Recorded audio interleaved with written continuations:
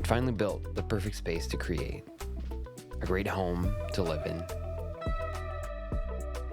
But this ghost in this room was keeping me from using any of it.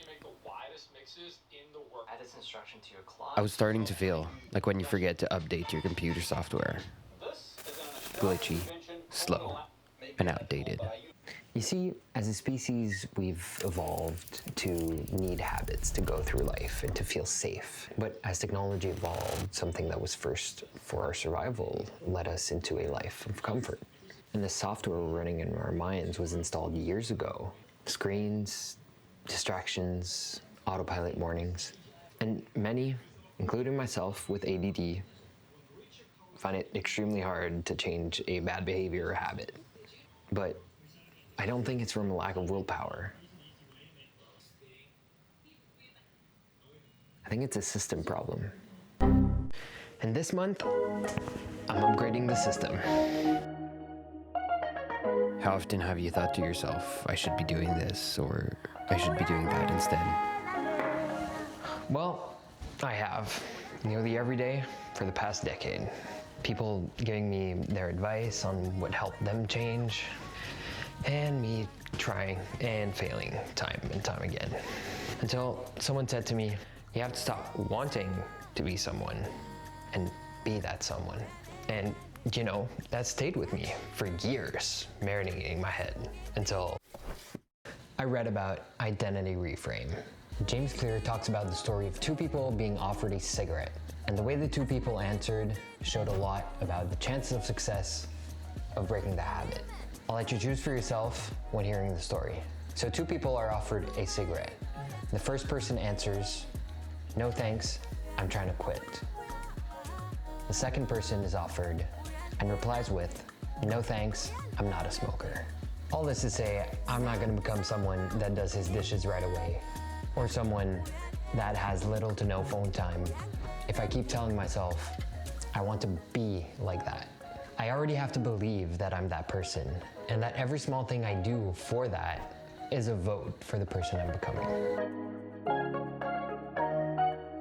First is the biggest lie I tell myself. I'm gonna put it there and put it away later. This is the number one thing that creates clutter in the house. So, how do we change it? In my research for this video, I came across this phrase, don't put it down, put it away. And related to that was the touch it once rule.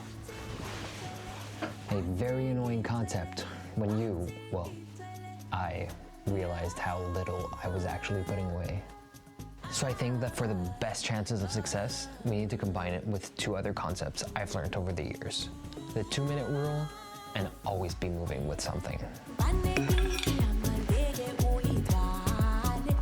Rule number 1, if it takes less than 2 minutes to do it now.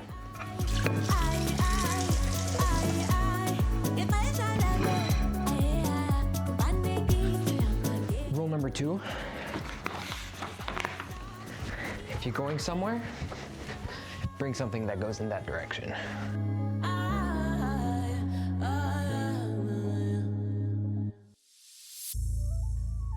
Turns out, a cluttered space and a cluttered mind come from the same source. A system with no rules.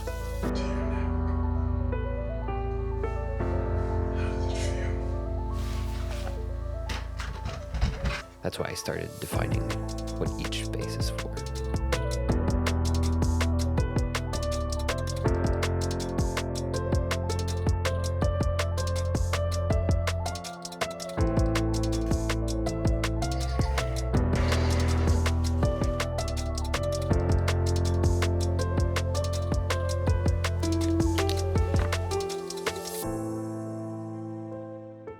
The 2-minute rule keeps the house clean, but zone organizing keeps the mind clear. Because a room without a specific purpose is just a room where you'll eventually just end up on your phone.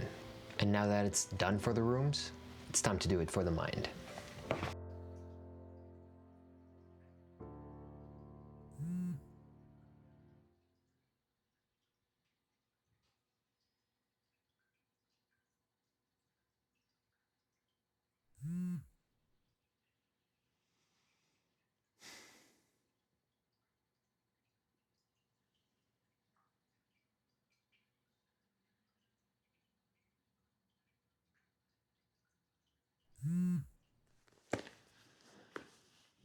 This is the biggest leak in the system. It can literally take full control of my days, making me extremely anxious and feel like I've accomplished nothing. This needs to change. But how? I'm gonna make it invisible, unattractive, difficult, and well, unsatisfying is already there every time I realize I've wasted half my day on my phone. And I hear you asking, oh, how are you going to put your phone invisible? You're not a wizard. And, well, you're right. But I'm going to do the closest thing to that. I'm going to place it somewhere I'm not, making it connect with point 3 of making it difficult. Because, let's face it, laziness will take over any urge of me wanting to get up and take my phone. Oh, and also I added locks to some of my apps where I can't use them a certain amount of time. And for the times where I do need my phone, well, that's just gonna have to be discipline. The friction's increased, and the first patch is in.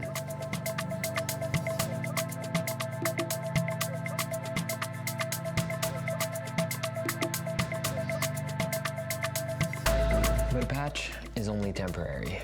A system upgrade isn't about what you do once. It's about what you do when the novelty wears off and the old software tries to reboot itself.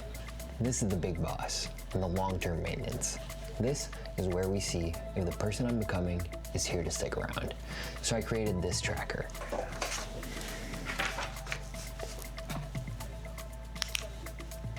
I've added a couple of cool features to keep me motivated and in check, like this uptime that I'll see at the end of the week where I'm at, and this bug report where I can see what went wrong and then what I did to fix it, with some nice motivation quotes, as I know this ride won't be easy and meditation will become my greatest ally, helping me reboot when times get hard for a few minutes to clear the cache before I drift too far.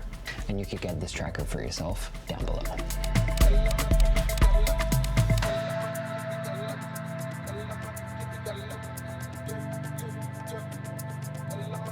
Because the truth is, the tracker won't stay perfect, and I am going to miss a day. The system will crash, and when it does, I'm not going back to the old version. And if the system isn't working, then it just means it needs reviewing. Not that I'm the problem.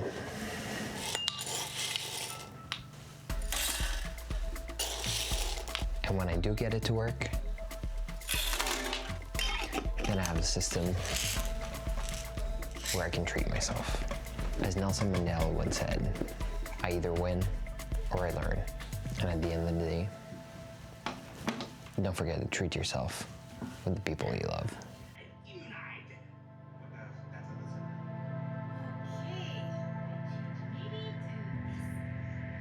It's not easy, but at least you're becoming a better you.